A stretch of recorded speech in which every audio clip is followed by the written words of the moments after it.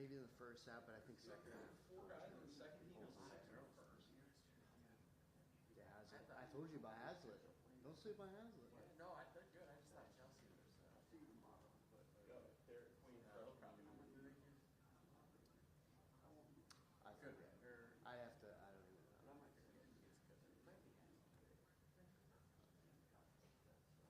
But Who was this tonight? for boys, I think East Lansing does win. Who's women play? They play that team that blacks, Rich Herbshire. They'll lose bad. Fowler plays who? Are you guys going to that one? He's not going to that. I think we're going to that. Are you really? Yeah, I think I'm thinking Lululemon. Yeah, that's Who is PW play again?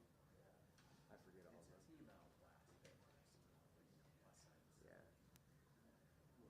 Yeah. I hope some of them lose. Oh, Bel Air. I think that's Yeah, that's right. I hope some of them lose. Because I'm not trying to be at the state finals all day.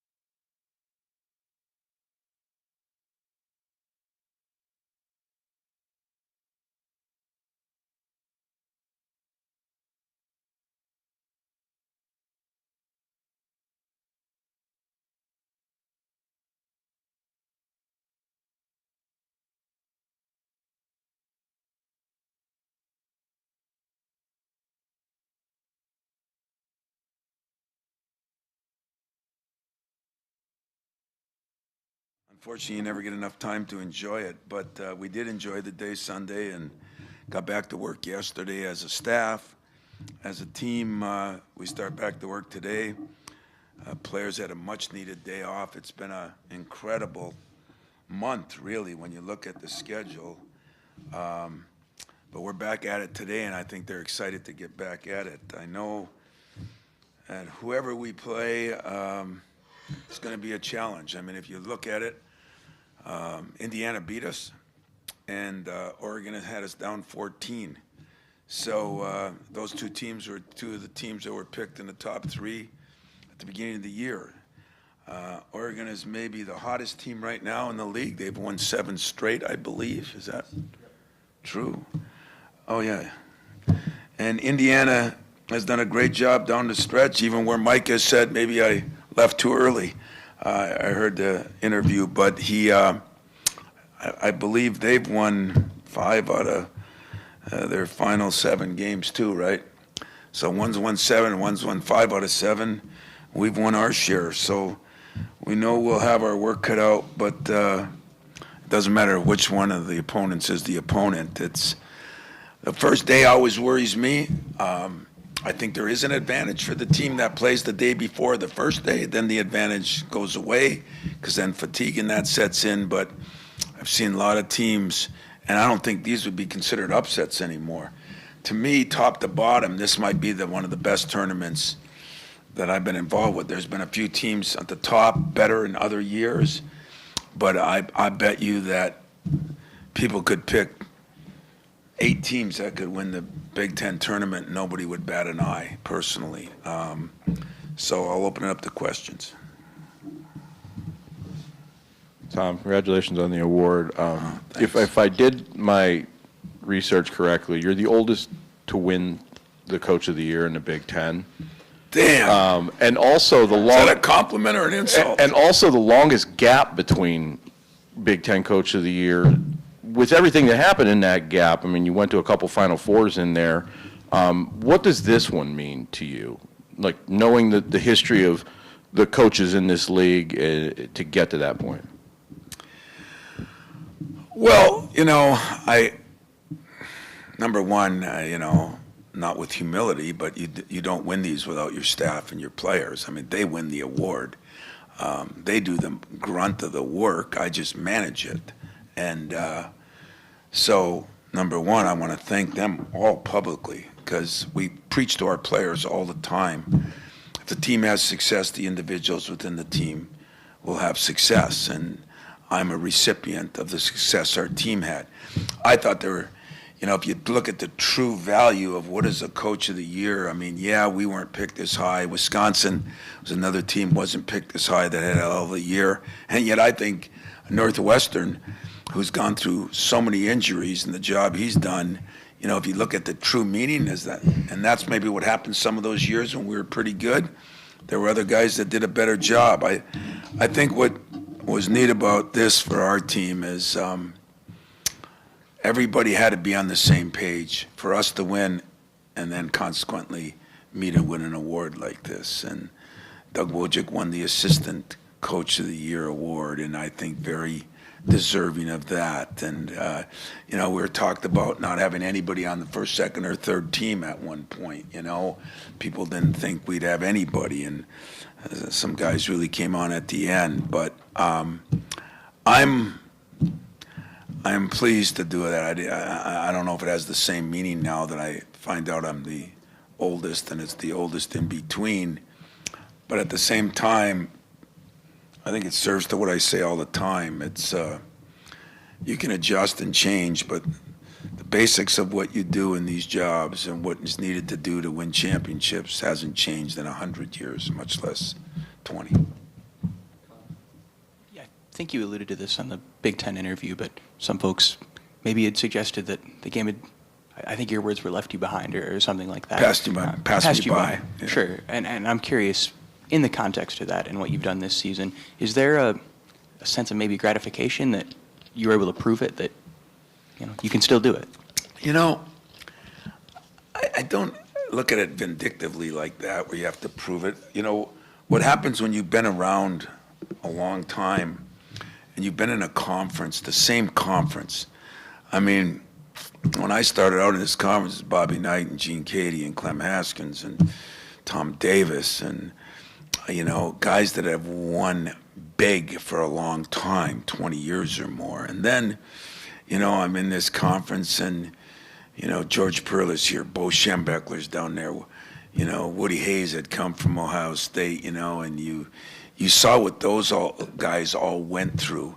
And, all of them were told that the game passed them by too a few times, Is it 3 yards in a cloud of dust? We got to change, but the basics of it is still the basics. You got to be able to block and tackle in football. You got to be able to not turn the ball over. The same things happen in basketball, except maybe because of the changing landscape, like it's never changed with the NIL and the transfer portal. There's so many other things you got to consider. How do people get along? What does the teams get jealous of each other? Does the team, if they have a bunch of new people, do they fit in together? There's so many other factors now. But I don't look at it that there I showed you, because I don't think I've done anything that much different. I've adjusted. I've spent a little more time with the players. I always spent a lot of time, but I made sure this summer, this spring, or this fall, we did things together. We went to baseball and football and basketball games. We went to the UP. We went to Spain. We just did as many things as we could do together to try to build the camaraderie. And I'd say that if Coach of the Year was given for the reason it should be given for what was done off the court, not on the court. And that's what I think people sometimes don't appreciate about here is spending time with players pays dividends. And you get to know them better. You get to understand them better. They get to know you better. They get to understand you better. When you're in a foxhole with somebody and you got to win a game or you got to fight a fight, it's good to know everything you can know about the guy next to you. And I think that's what we've done a better job of than maybe we've done in a long, long time. And we're forced into it in some ways, but it was a good thing. So, no, it's not, hey, look at me, I'm still alive. It's, hey, I got a good staff, I got good players, and I got guys that sacrificed, bought in, and did everything they could do for winning. And I think it was Nick Saban, one of those coaches, a couple of them said the same thing, is winning as important as it used to be. I think with this team, winning was important, and they showed it. They showed it not by winning, they showed it by the sacrifices they made for each other to win. And I think that was very impressive and a good life lesson for all of us. Tom, you speak to the sacrifices. There was clearly a hunger this team had to win and to win a championship, and it's done that. And obviously, when you get to the NCAA tournament, that's an automatic hunger, right? It's just built in. You hope. You hope. Yeah, right. But with the Big Ten tournament, there are varying degrees of hunger and desperation going into this thing. I'm wondering how you get that out of your team when they just accomplished something that took a lot of hunger, and then how much over the years you've seen hunger play a role in who is successful this weekend. Boy, that is unfortunately too good of an honest question, because no coach is going to say, no, we're not ready to play this week. Do we fear that? Hell yes. Hell yes, because everybody's human. Everybody's patting everybody on the back, making them feel good, and then 3 days later or 4 days later, you got to go play somebody that one beat you, and the other one could have beat you, should have beat you maybe. And so that's kind of what I'm going to talk about to our team today and tonight in the meeting is more about winning ways are winning ways, and every time you take the court, if you're really growing to be special as a person, every time you compete, you're going to try to compete to win. And that's easier said than done. I would agree with you on that. I think we got some good ammo, I mean, both these teams that we'll play the first game has beaten us or could have beat us. And if you get to the second game, now you're getting into learning about what one and done is all about. And if you lose a game, whether the first or second, you're going to learn a lesson that is hard to swallow. And what I'm going to tell them is, you don't need to learn the lesson. I've been there, done that. This is one time my experience can help you. It's not as much fun as you think. You know, having Friday night off, Saturday night off, is not that good. There's a million Saturdays between now and death. Enjoy them then. Let's see if we can do our job and play to the level that we need to play to. And that worries me too, that we got a little off the radar with ourselves. You know, we kind of tried to be somebody we weren't there in a couple of the games, and I'm going to talk about that. You know, we got to make sure that we understand that it's not just defend and rebound, it's defend and rebound and run. And 3 games in a row, we started shooting the ball better. Now, does that mean our defense is going to go down because we're shooting the ball better? You know, I'm going to tell them that if you really want to really be special, now you put them both together. That's what's supposed to happen. And if that can happen, we'll advance. But hey, I've had good teams that have lost the first game to less teams than we're going to play. There's going to be some good games Thursday with some really good teams. And so it'll be an interesting Big Ten tournament. But I'm hoping not for a letdown, because if we do have one, if we get beat, we get beat. If we have a letdown, that means I question our leadership, question my coaching, and question the hunger to continue to keep winning anytime you play. Tom, after the loss to Indiana, you called it one of the lowest points in your career. If someone had told you at that point you would win the next 7 games, would you believe them? And where does this run rank in your career? With I think 5 of those were ranked wins. You on the road and in some hostile environments. Well, remember why I said it was the low point in mine. It wasn't because I lost to Indiana. It's because I didn't do a very good job, and I took ownership to that. I took offense to myself. Usually I take offense to you guys for hitting me with something I didn't. I took offense to myself. I did not do a good job on either end of the court, if you ask me. And so I vowed that that's not going to happen. So we got together as a staff and we talked about the things that we didn't do well enough. And our job is to put our players in the best possible position to be successful. I did not feel we did that. That's why it was a low point for me, not because Indiana's a good team. It wasn't losing to Indiana. So then the next 7 games, did I think it would go like that?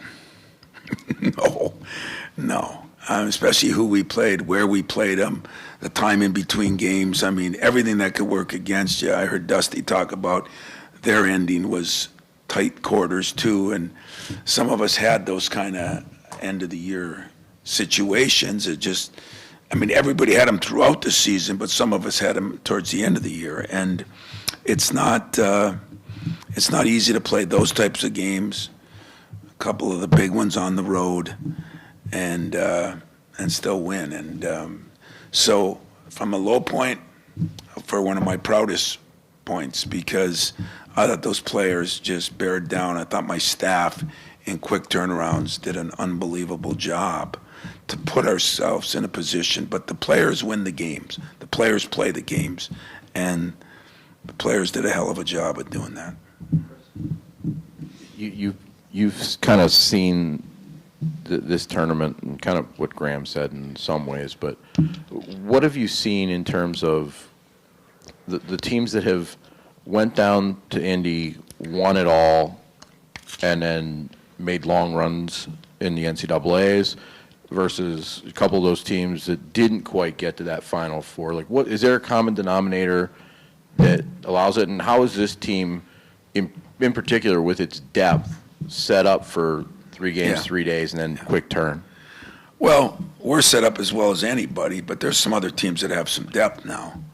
But we are set up as good as anybody. That's the way we played all year. That's, you really look at some things that are amazing. I was talking to our trainer, and we talked about some guys sacrificing a few minutes here and there, a few shots here and there.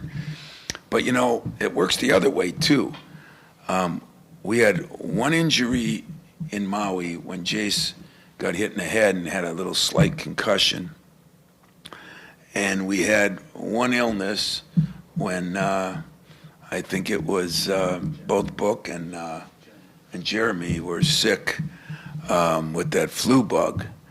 But no injuries, sprained ankles, knees. I think because our guys were fresher, so there was an advantage there. But I've also seen in this tournament, and coaches are smart, if we lose the first game, somewhere we're going to say, well, now we get a little rest, and we needed the rest. We're gonna tweak it and twist it like we do. I probably won't. I'll probably just be mad, but most people will try to do that. And if you win it all, I've seen us win it all and playing that last night and then get shipped out west and have to play Thursday, and maybe it does affect you. So whatever way it works, I have a reason to cheer and a reason to blame. And but the gist of it all is, I think if you're a really good team that has got good leadership, your coaches do a good job, I think you should be able to play 3 games and then get ready to play in the NCAA tournament. And, there are some times when legitimately, maybe you're so beat up, maybe you got some injuries, maybe a guy needs a rest, there's a benefit. But I couldn't coach that way. I don't look at it that way. I've never looked at it that way.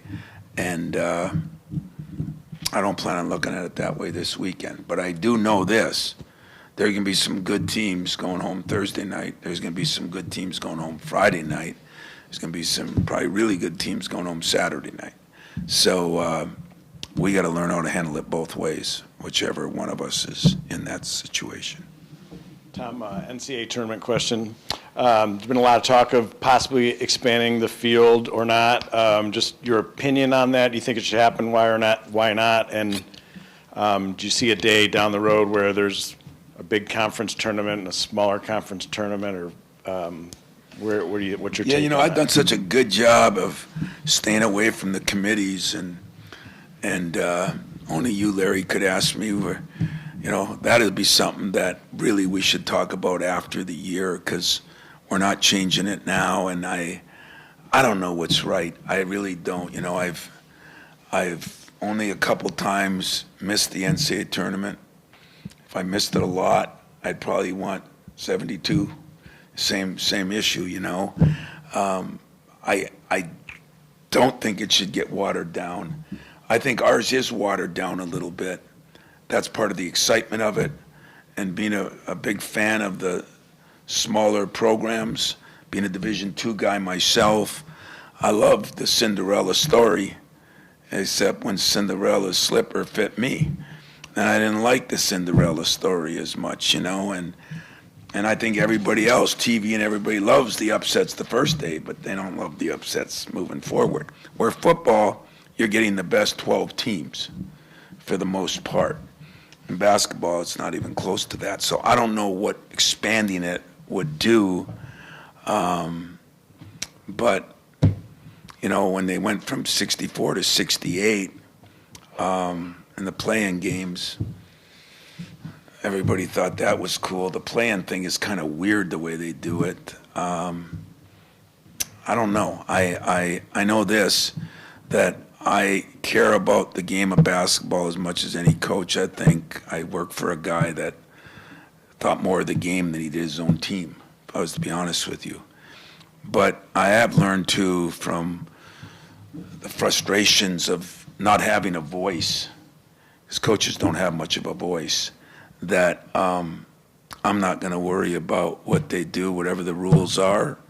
I'm just going to play by them. And that's kind of suited me better this year, instead of worrying about all the other problems, because there are some. But I don't know. I don't know if they'll go to 72, 96. I don't know what fits. I don't know. I know this. They can go to 120 And there's going to come a year someone says, don't you think you should spend 124 because these 3 teams didn't make it in? So nobody's ever going to be happy. I think it's what fits best, what keeps it exciting. We do have to do something with basketball because it doesn't even seem to start now until February, with football being like it is now. So I also worry about that. So I hope the powers that be, whoever that is, who's ever making those decisions, because it isn't coaches very often, I hope they really put some time in and think about what's best for the game, what's best for the student athletes. But it reminds me of Judd Heathcote coming at the end of every summer. We had basketball camp, in the summer. And it's that thing about everybody gets a trophy. And we'd pick an all-star team. And we had 3 divisions, the Big Ten, the NBA, and the MAC. And there'd be 10 all-star players from each, so it'd be 10, 2 teams of 10, 20, 40, 60 of the 250 people. So 190 of them would go home unhappy. So I got the job, and I said, well, I'm going to just play a tournament at the end, and everybody plays. And so everybody will go home happy, and next year they'll come back. And Judd he comes by camp one day. We came back for the summer, and, you changed up the camp, huh? You succumb to everybody gets a trophy. And, I don't like that about society, because I don't think that makes you work like you need to work if everybody gets the same thing. So I'm more, you got to earn it. Now, you're talking to a guy who's been so very fortunate in the last 26, 7 years, that 28 years, if you counted COVID, that we were in the tournament. And so I might look at it differently if I was one of those teams or in one of those conferences that doesn't get as many. And so I want to make sure that I say it, that I do feel for those people. But if everybody just gets in, the more teams that get in, I think it gets watered down. So I think they got a lot of work to do to figure out what's best. Tom, you mentioned several weeks ago after the Indiana game, you sort of dared people to play a zone against you again. And I know it's partly out of jest, but Michigan went to one late in the first half, and you guys, at the risk of sounding like Jim Comparoni, seemed to do something different, short corner, all sorts of, anyway. I'm wondering where that came from, because there did seem to be a couple different actions, and Michigan got out of the zone quickly because you were successful. Well, John Barbich is kind of our offensive guy, and I thought, after that game, we all got together and said, and I said, I did a bad job. One of the things is not what we ran as much as we hadn't worked on it much. They had played like 1%, 2% zone the whole year. And it was my fault. So we did put in a few new things. He put in a few new wrinkles. But the best thing we did is we've worked on it every day since. And so when I dared him, hey, we hadn't been the best shooting team either. Sometimes you zone a team that doesn't shoot well. We are a good offensive rebounding team. Sometimes when you zone a team, you give up offensive rebounds, so it can work both ways. And I just think I dared him because I was so mad at myself that it wasn't about anybody else. It was about Tom Izzo. Tom, I want to ask you about another Coach of the Year, Big Ten Coach of the Year, and Adam Nightingale. I've never seen a basketball locker room chant a hockey coach's name like that, or a team get invited out on the floor. So I'm curious, what makes you two so close, and I guess what's your relationship with Adam? What makes us close is Adam. I knew Adam a little bit. I didn't know him that well, and when Ellen told me that's who we're hiring, I want to say it was the second day he came over and said, can we talk about recruiting? Then he brought his staff to practice, and then I realized he's a beer and a burger guy, and I said, he'd be a good Youper. Then I found out he did play high school ball in Marquette, hockey. So just kind of fell in love with him, appreciated his humility, his egoless way about him, his standards. They can talk about it a lot more in hockey, that you know, he doesn't want entitled people. I do that. Half the people get mad because they want to be entitled, you know. Those hockey guys are different, you know, and my guys then started kind of, last year they went to a couple hockey games. This year, I mean, we come back, I think it was after Michigan. That was a Friday night game, and Saturday night we were playing a hockey game here against Penn State, and they all wanted to go to the hockey game, you know, and I just found it amazing. And I don't know if that's that they like hockey or if they like the competition. Some of them like that there could be a fight in hockey where you're not allowed to do that in basketball. Maybe some of them were just checking out the girls. I don't know what it was, but they actually had an interest in that. And then I started realizing you want to be around people that have the same dreams and goals as you do. And I think they knew they were playing for a championship, and we were. And so I suggested that, you know, they won it. And when they won it, their last game was at Notre Dame, and they didn't really get to share it with their fans. And so I talked to Rhonda, our marketing girl, who was unbelievable, and they did a nice job of, and Adam was all in favor of it. And I just thought, you know, one of the goals is, we all know that we've been through a lot here, and yet we're moving forward. We're starting to take off again, and I think getting everybody on the same page in athletics is just one way to do that. And the way the people, the basketball community, I guess, the way our players, when they came out of the stands, embraced those guys, I thought it was cool, you know. So it was perfect Division II, you know, where nobody has any money, so everybody loves everybody. Nobody's mad at anybody. It was a great Division II day, and I appreciated it. I know they did, and that's all that mattered. Coach, when you talk about quick turnarounds, one-day prep and whatnot, I think it was before Oakland when you guys were in the midst of a long break there, you had said there was an emphasis of no excuses with your team, and it seems like they've really taken that to heart this year. Has that been encouraging for you as you've seen that from your guys? Really encouraging.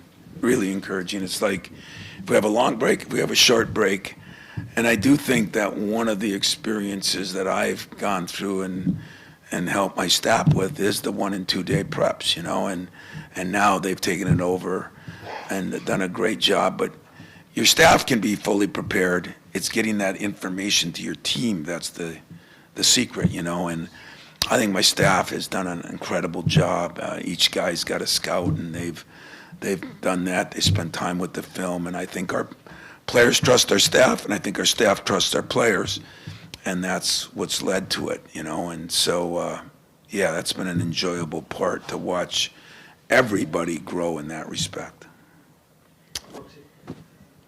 Tom, Jaden making the all-defensive team. I'm wondering what you think about the way he's reached it seems like he's reached a consistency on that end of the floor, especially what last half of the season, last third, whatever you want to say, as his offense, as we've talked all year, has gone a little streaky. But for him to be that rock for you guys on that end, what have you noticed from him in that regard to keep up that part? Another incredible sacrifice, you know, instead of pouting, you know, because he did struggle some offensively. Thank God he seems to be really catching it now, but instead of complaining about it, he just found a different way to add value. And boy, did he add value. And I thought we had a couple guys, you know, we were the best defensive team in the league. I mean, some of our bigs, Coop did an unbelievable job, you know, Jeremy, but Trey Holloman was another guy that was right on the bubble, I guess, and deservingly so. So it's pretty cool when an offensive guy, you know, we talk a lot about Gary Harris around here because he was a guy that could play both ends of the court. And I think Jaden took that to heart, and I'm really happy for him because that's not easy to do, you know, to go from a offensive player, which he still is, but he's always been a decent defender. But I think he became the guy that we put on the best player in the other team, or sometimes the biggest wing guy, and I thought he handled it incredibly well and was a big reason for our success. And Doug Wojcik, assistant coach of the year, what does he give to you? You mentioned he's a defensive coordinator type, and his role seems like it's changed over the last couple of years, and what he does on the bench during game day, and how valuable he is to you as a sounding board and everything. Yeah, well, Doug was here with me before, and then he went out and became a head coach. And, like I talked to DJ and Monty, I talked to DJ the other day, and when DJ and Monty left, I made Doug the associate head coach because I had a younger staff coming in or a newer staff coming in, and I thought we all needed somebody when I'm not around or when I'm at press conferences that can. So he really took on that role too, and he's been great. He's done a great job with the defensive part of it, but he's more than that to me because he's been a head coach, so I can run things off him that I think he understands better, like anybody would. I'll never forget DJ last year. He called me and he did the same thing I did with Judd. Now I see why you thought this way, or now I see why you wanted that, or now I see why, whatever the situation is. So it's always good to have somebody on your staff that has that. And he's had that. He had been to some big programs, and he's still a guy worthy of getting a head job. And so maybe this will be the year for him, maybe not. But he's done a great job for me, and I feel like he's helped me a lot. I think he's helped the other guys a lot. Tom, it feels like we always talk about the 2020 year as a what if because the tournament didn't happen that year. Just talked about it earlier today. And I'm curious if you were to compare those two teams, this year's team and that 2020 team, how do they compare and contrast? And is this team even better than what that team might have been? It's different. It's different. That team maybe was more talented with actual, if you use the word talent. I don't think that team was as deep talented as this year's team is. But Cassius was a special player, and not that I don't have special players. You always got to watch what you say, but he really was a special player in that year, with the tragedy that he went through. At the end, he was really coming on to his own. I mean, we were a really good team. I mean, I say I've had a couple of teams that I thought were Final Four teams. I thought a couple of teams that were national championship teams. One of them we didn't get out of the first game. One of them we didn't get out of the first weekend with Miles and Jaron. That was one that wasn't as talented as the Miles and Jaron one, but they were unique in their own way too. They were a really close-knit group. They had been through a lot, helping Cassius through what he went through. But I don't really know. I've never really compared the two because we didn't even get to the Big Ten tournament. We were sitting here practicing in that gym, and practice ended. We're going to go get a shower and go on a bus, and we got the call that they canceled. I think it was the Michigan-Rutgers game, and right before they were going to start. And so when you don't play in those tournament games, it's hard to compare them the same way. But the teams were similar as far as getting along and maybe, the adversity that we had gone through there. We haven't gone through as much adversity here except the adversity of not being picked as high. That was something that wasn't common around here, not to be picked in the top 2 or 3. And, boy, they've done a heck of a job to prove they belong. Thanks, guys. Yeah, thanks, man. I appreciate it.